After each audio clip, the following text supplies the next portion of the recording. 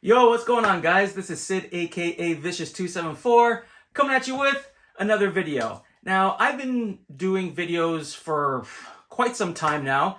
I started, I believe, in around 2009, so about 13, 14 years.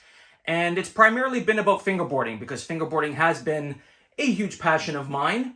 And it's something that I really focused on.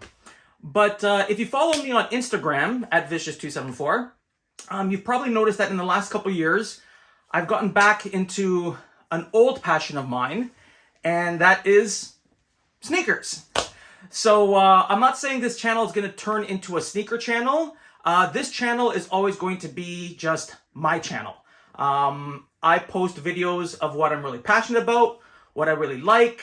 If there's anything I ever want to talk to somebody about or to you guys about, I will post that video. It's not a fingerboarding channel, even though that's what it has been for the last 13, 14 years. It has and always will be my channel. And if I have something that I want to share with all of you that I'm really passionate about, that's what I'm going to do.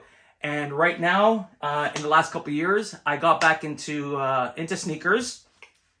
And this video, we're going to talk about how I got into sneakers. And to do that, we got to take it all the way back to 1989. When Public Enemy's Fight the Power was blasting on everybody's radio, especially Radio Raheem's radio, in the 1989 Spike Lee joint, Do the Right Thing. And I believe the character's name was Buggin' Out, and he was wearing this sneaker, the Air Jordan 4 White Cement. And when I saw that shoe, I mean, I was always into sneakers prior to that, but I really was like, what are those? When I saw that shoe in that movie. And I mean, 1989, I was about 14, 15 years old, in high school, broke.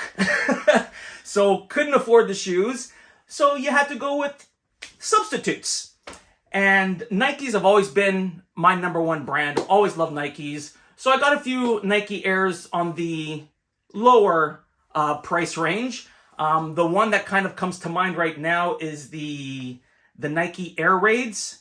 They had like this crisscross Velcro straps over the laces. It was a really funky looking shoe at the time, and I saw that one, saw the price, and I was like, hey, I can afford that. I did have a part-time job, so I was like, you know what, I'm gonna get those. But then, more brands started coming out that were affordable as well. Another one that comes to mind are Patrick Ewings. So Patrick Ewing was another great NBA player in the 80s and 90s, and he came out with these shoes. The first time they came out, they had like these big, bulky clasps or buckles around the ankles, and I wasn't really too fan of that model. But the model that I think I really liked, I think they were called the Guards, because they were more of like not really a mid, but more like a mid to high, but they didn't have that bulky buckle around the ankle. And the suedes that they came out, there was a black and white suede that I had that was super dope. Then there was a red and gray, which is awesome. I had a thing for black and red in the 80s and 90s because Chicago Bulls were my team. Jordan's the GOAT. And so from there, it started getting, my collection, started getting, pretty good for what I could afford. And then I don't know if anybody watching this video remembers Champion. They had these trainers in the early 90s. Champion, if you're watching this video, retro those 90s, early 90s suede trainers that you had. There was the all black ones, which I had. There was the all red ones, which I had as well. Then I think they had the all green and an all blue. Weren't really my colors at that time, so I didn't get those.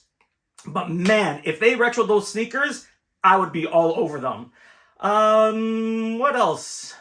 Oh, here's a brand that maybe some people don't remember. British Knights. Now, I don't know how British Knights did in other countries, but here, oh, by the way, I'm from Canada. So if I ever mention anything in regards to prices or anything like that, it is in Canadian funds. But British Knights in Canada in the 90s were pretty big. And mainly because at that time, I don't know about now, I've looked at some British Knights and the quality seems to be really, but back then, man, the quality was amazing and the price was super cheap. I mean, not super cheap, but very affordable. So I don't know if a lot of people remember those British Knights. I had, again, all black and white. There was the predominantly black one with some white hits, and then I had the predominantly white one with some black hits. And that was mainly, I mean, I think I had a pair of Fila's here and there, but not too many. It was, again, primarily Nikes, Ewings, Champs, and British Knights. That was my high school era.